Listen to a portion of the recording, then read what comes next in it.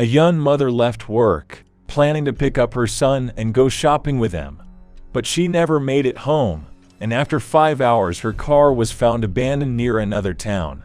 The door was wide open, the headlights were on, and the engine was running. The police began searching, and soon this case took a very unexpected turn. When the truth finally came out, even seasoned detectives were shocked. None of them expected such a twist of events or how exactly they would uncover this truth. Karen Slover was born on October 27, 1972 in Decatur, Illinois. After school, she enrolled in a local college called Richland, where she met her future husband Michael Slover. They got married in 1992 shortly after graduating from college. Less than a year later, their son Colton was born. The couple had to work hard to support their child and meet all their needs. Because of this, Karen had to return to work just days after giving birth. Her husband's parents agreed to look after the child during most working days. In the following years, Karen changed several jobs until she settled for a position at the local newspaper selling advertising space, which she enjoyed, and quickly bonded with her colleagues there. After some time following their son's birth, relations between Karen and Michael deteriorated as he became abusive towards her during arguments, leading Karen to file for divorce, with custody of Colton granted by court order. Unable to afford child care due to low wages at the newspaper office where she worked post-divorce, Michael's parents continued looking after Colton while his mother worked. Following divorce proceedings, Karen started dating David Swan, who got along well with Colton, without any major issues arising between him and Karen. In 1996, when Colton turned 3 years old, Karen contemplated moving cities, seeking opportunities as a model, receiving an offer from Georgia-based modeling agency, which prompted her decision, but continued working until then, saving money for herself and son. Karen Slover was quite popular among locals in Decatur, being described as an attractive blonde woman with soft character that endeared others towards her, making friends easily without conflicts, seemingly having no enemies. On September 27th around 5 p.m., Karen left work, telling colleagues about picking up Colton from his grandparents' place before heading to Gather Shopping Center, intending attending friend's wedding, wanting to buy suitable dress, but never showed up that evening or contacted anyone, including ex-husband's parents or others afterwards. On the evening of September 27, 1996, a call came into the police.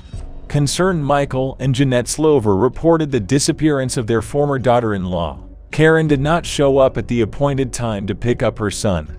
At the same time, a driver contacted the Illinois State Police, 60 kilometers from Decatur on the side of the highway. He found a black Pontiac Bonneville. The car doors were open and the headlights were on. Inside was an empty wallet.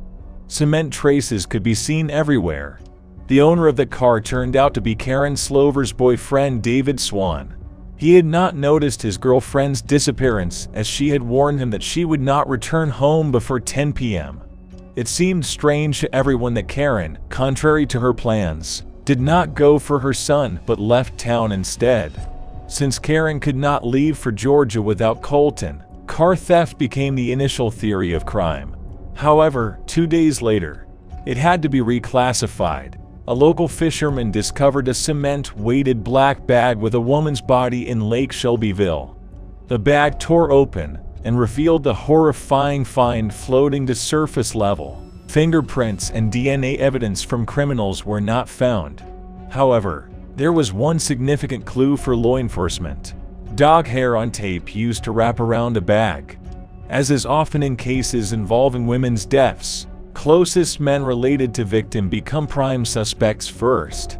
In this case, it was Karen's ex-husband Michael Jr. Slover and her boyfriend David Swan who raised suspicions among law enforcement officers to their past behaviors. Michael being known for repeatedly abusing his wife, leading her leaving him, while David having troubles with authorities, earning money through illegal means with convictions for fighting and thefts. However, both provided solid alibis. The case gained significant public attention, demanding more decisive actions from investigators. Soon FBI joined investigation efforts, creating criminal profile suggesting looking for someone capable to commit horrible crime, then go church, sit next you like nothing happened. FBI agents proved right. Wolf hid under sheepskin disguise.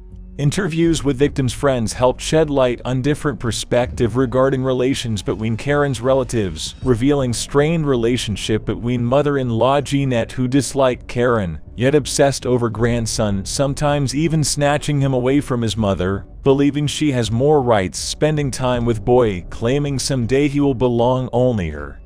On September 27th, neither Jeanette nor husband had reliable alibi. Detectives started gathering evidence against them, finding traces, same cement discovered inside vehicle and sack containing victim, also burnt trash marks. Soil property led discovery 2 buttons, jeans belonging Karen. Further DNA analysis, dog hair match samples, stuck tape. Indirect evidence is allowed. Charge couple murder. In winter 2000, whole Slover family, mother, father, son, faced charges presented against them. The instigator of the crime was considered to be Jeanette. Apparently, the woman was afraid of losing her grandson, who was supposed to move to Georgia with his mother. It was she who convinced her husband and son to get rid of the hated Karen. Both men harbored animosity towards the girl, so they agreed to help. Having planned everything in advance, the Slovers managed it in 2 hours, and then nonchalantly called the police. The evidence provided was enough to convict Karen's former relatives guilty.